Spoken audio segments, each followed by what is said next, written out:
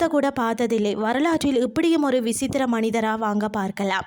உலகில் எத்தனையோ விசித்திரமான மனிதர்கள் வாழ்ந்திருக்காங்க. ஆனால் தன் வாழ்நாளில் ஒரு பெண்ணை கூட பார்க்காமல் 82 ஆண்டுகள் முழுமையாக தனிமையில் வாழ்ந்து மறைந்த ஒரு மனிதரின் கதை கேட்பவர்களை ஆச்சரியத்தில் மூழ்கடிக்கும்னு தான் சொல்லணும். அவர் தான் பார்த்தீங்கன்னா கிரீஸ் நாட்டை சேர்ந்த மிகைலோ டோலோடோஸ் என்ற ஒரு துறவியா. மிகைலோ டோலோடோஸ் 1856ஆம் ஆண்டு கிரீஸ் நாட்டின் கல்கிடிகி என்ற பகுதியில் பிறந்தார். துரதிர்ஷ்டவசமாக அவர் பிறந்த சில மணி நேரங்களிலேயே அவரது தாய் இறந்து விட்டாராம். அவருக்கு வேறு உறவினர்கள் யாருமே இல்லாததால அனாதையாக நின்ற அவரை அங்கிருந்தவர்கள் கிறிஸ்தில் உள்ள ஏதோஸ் மலை என்ற புனித பகுதியில் பார்த்தீங்கன்னா இருந்த ஒரு கிறிஸ்தவ மடாலயத்தில் ஒப்படைத்தனர்.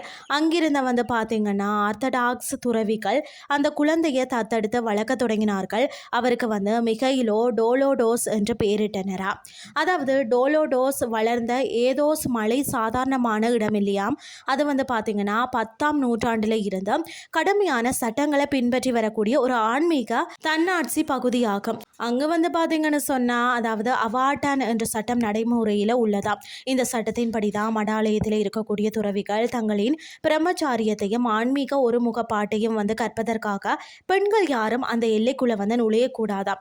ஆச்சரியப்படும் விதமாக பசு, ஆடு போன்ற பெண் விலங்குகளையோ அல்லது பறவைகளையோ கூட அங்கு வளர்க்கப்படக்கூடாதாம். பூனைகளுக்கு மட்டுமே எலிகளை பிடிப்பதற்காக விதிவிலக்கு அளிக்கப்பட்டதா. பால், முட்டை, சீஸ் போன்ற பொருட்கள் அனைத்தும் வெளி உலகத்தில் இருந்து தான் அங்கு கொண்டு வரப்பட்டதா. அதாவது டோலோடோஸ் அந்த மடாலயத்தின் சுவர்களுக்குள்ளேயே வளர்ந்தாராம். அவர் அங்கிருந்து ஒரு முறை கூட வெளி உலகத்திற்கு வரலையா. அண்டை நகரங்களுக்கு கூட சென்றதில்லையா. இதனால் அவர் பெண்களுக்குரிய குணங்களையோ தோற்றத்தையோ புத்தகங்கள் வழியாகவும் சக துறவிகள் கூறிய கதைகள் வழியாகவும் மட்டும்தான் அறிந்து கொண்டாராம். அவருடைய தனிமை என்பது பெண்கள் இல்லாதது மட்டுமல்லங்க, நவீன உலகமே இல்லாத ஒன்றாக இருந்ததாம்.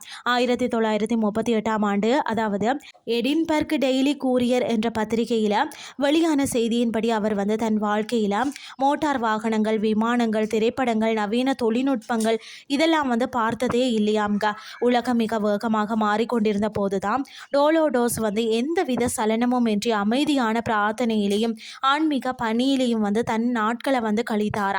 1938ஆம் ஆண்டு தான் தனது 82 வயதில் மிகைலோ டோலோடோஸ் பார்த்தீங்கன்னா காலமானார். அவரது மரணத்துக்கு பிறகுதான் ஏதோஸ் மலையில் இந்த துறவிகள் அவருக்கு ஒரு சிறப்பு இறுதிச் சடங்கு நடத்தினார்களா. உலக வரலாற்றிலேயே ஒரு பெண்ணின் முகத்தை கூட பார்க்காமல் அவளது நிழல் கூட தன் மீது படாமல் வாழ்ந்து மறைந்த ஒரு மனிதர் இவராக தான் இருக்க முடியும் என்று அவர்கள் நம்பினர்.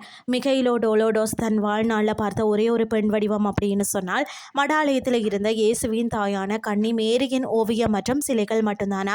இன்றைய நவீன காலகட்டத்தில் பாலின சமத்துவத்திற்கு எதிராக இந்த சட்டம் இருப்பதாக பல விவாதங்கள் எழுந்தாலும் ஏதோஸ் மலை இன்றும் பெண்களுக்கான தடையை தொடர்ந்து பின்பற்றி வருகிறதா. இன்றைய கிறிஸ்டி உங்களுக்கும் பிரயோசனமாக அமைஞ்சிருக்கும்னு சொல்லி நான் நம்புகிறேன். இதே மாதிரி மற்றும் ஒரு கிறிஸ்டின் வேலைக்கு உங்களை சந்திக்கிறேன். நன்றி.